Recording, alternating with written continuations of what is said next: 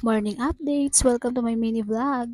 Ayan, hi mga mare! Welcome sa aking mini vlog. At for the first time ko mag-voice over dito sa aking pag-video, medyo kinakabahan ako at the same time medyo nabubulol din. Ayan, pagpasensya nyo na lang, baka siguro sa umpisa lang or masasanay din tayo katagalan. Ayan, update ko nga pala kayo dito sa aking provincial life. Ayan, after ko nga pala magsalang dyan ng mainit na tubig, ayan, sinunod ko na nga pala yung pagsasalang ng kanin sa rice cooker. At habang sinasalang ko yung rice cooker, ayan, ilalabas muna natin tong washing machine. Mabigat yan mga mari ha, with dryer kasi yan.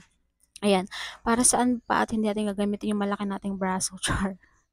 So, ayan, ilalabas muna natin yan dahil laba tayo for today's video. Ayan.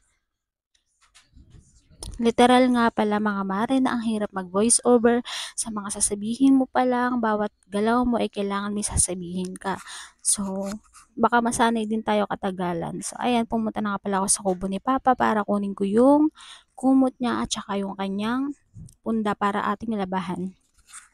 Sa mga nagtatanong nga pala, dito nga pala kami nakikipisan sa papa ko dahil wala na siyang kasama at bunsong kapatid ko na lang tanging niyang kasama. So, kaya napag-isipan namin na dito muna kami mag-stay ng baby ko. Ayan.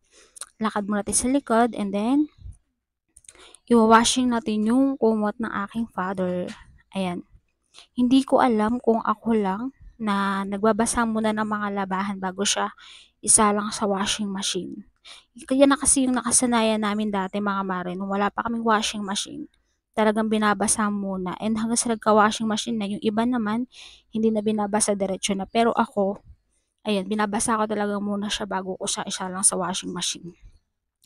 Medyo nabubulol ako at nahihiya ako at the same time mga mare, pero pagpasensyahan nyo na masasanay din to. So, ayan, isasalang ko muna yan habang ako mag-washing. Ayan, pumasok muna ako sa kusina para mag-prepare nitong aming breakfast.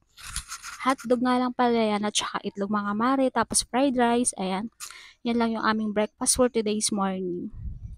Ayan, naglagay na ako ng bawang, pinakuluan ko yung hotdog, and after niya, nag-fried na rin ako ng itlog. Ayan, dahil coffee lover tayo, syempre magkakape muna tayo, yan ang ating energy sa umaga mga mare. Aminin nyo, mahilig din kayo magkape sa umaga. Yan ang aking energy mga mare, kaya yan, talagang ninenervyos na ako. So, ayan, nagluto na ako ng fried egg and after yun yung hotdog naman. Alam nyo naman sa ating breakfast, ang hindi mawawalang breakfast is hotdog at saka itlog. Ayan, paborito ng mga Pinoy yan, lalo kapag umaga, partner sa fried rice. And ayan, nakapag-fried rice na ako. Yun lang ating breakfast update for today's video. Salamat sa panonood!